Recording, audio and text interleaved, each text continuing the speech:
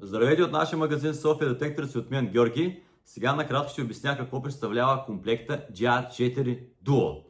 Така, GR4 Duo. Какво си има в този комплект? Контролен панел до тук, плюс 3D сонда, тази джаджа, и допълнителната сонда, която е пулс индукция. Сега, в предходното видео аз обясних всичко за 3D сондата, а сега ще обясня какво представлява GR4, когато му закачите ето тази полуиндукционна сонда. Той става тип рамка. Така, когато вие вземете GR4, закачите тази сондичка, това не е монетарка. То е пулс-индукционен апарат. Тоест става тип рамка. За монети, бижута, виришки, самородно злато, такива работи няма да стане. Той хваща само големи метални предмети. Такива като кенчета от Кока-Кола, от бира и по-големи ламаринени метални предмети. Сега, дълбочината максималната я дава до 3 метра. Значи от Конрад казва, че варел голям, метален, техни клиенти са засичали до 3 метра дълбочина. Тук точни параметри не мога да дам, зависи размера на предмета, колко време е седял и терена. Сега ще обясня и друго нещо. Имаме клиенти, идват на място и викат, ще го взема това нещо и ще ходя да търся в скали, в каменисти терени.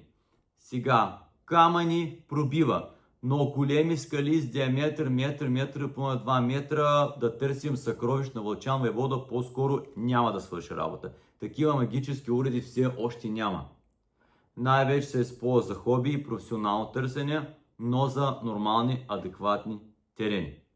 След малко ще обясня и какви режими на работа има, както от екрана как се работи, така и ако го свържем към мобилното устройство, т.е. към приложението G-Portal.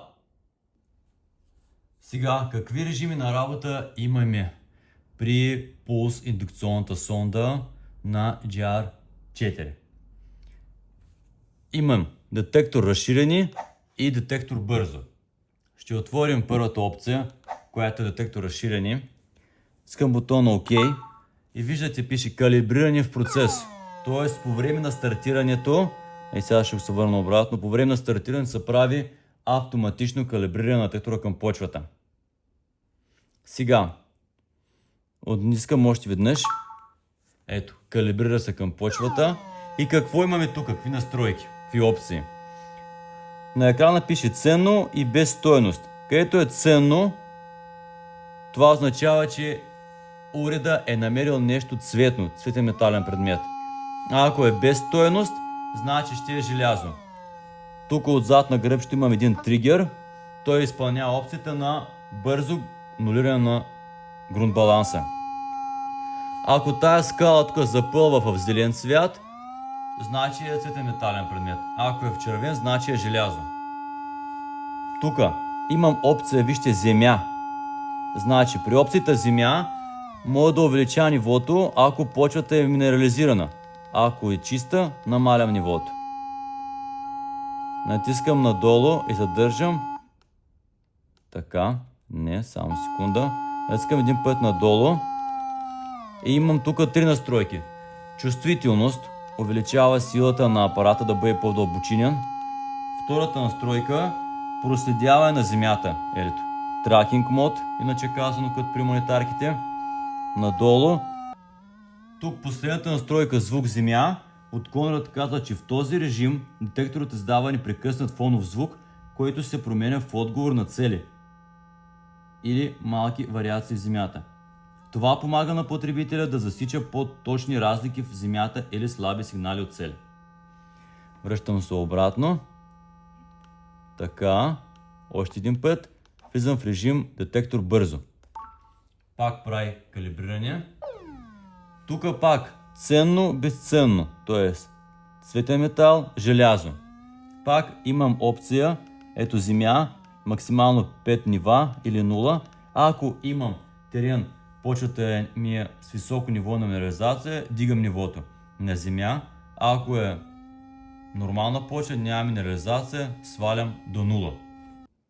Сега ще ви покажа, като свържем приложението G-Portal към скенера, когато той има закачена пулс индукционна сонда, какви опции имаме. Ето, G-Portal. Изчаквам се стартира, свързва се автоматично. Тук, старт, разширено сканиране.